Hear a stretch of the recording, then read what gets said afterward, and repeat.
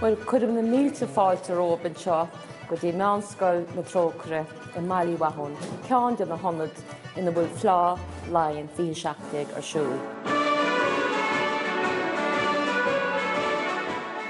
Tá amóthiríonn seo as gach conda a gúil go leid a tháinign seo mar go rúisiad a gomórtais conda. Is ionntach an rud go mBaile Mhatháin gur rana ué mar onad don le. Chéad a thuirtas sa bhí dearna thugus úisteach mBaile Mhatháin ná an thráid mhór leathan atáin.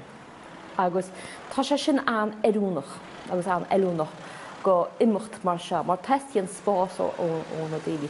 Tá tuigeann muintir na háite sin go maith agus tá bród arab gur rana ué. Tú chuann sé mórtas crí antú. Hiic muintir na háite an táhacht a bhaine leis an bhlá seo. Tá grúpa daoine sa mBaile seo tá sásta rud a bithíonna ar bhaithe leis an áit agus ar bhaithe le mBaile Mhatháin agus chunda an Longford go dtibh a chur chun cín. Oscail bíalna le haidh na Fleadh seo. Díanú suasáiteach chuú cóú ar hí a tábharde.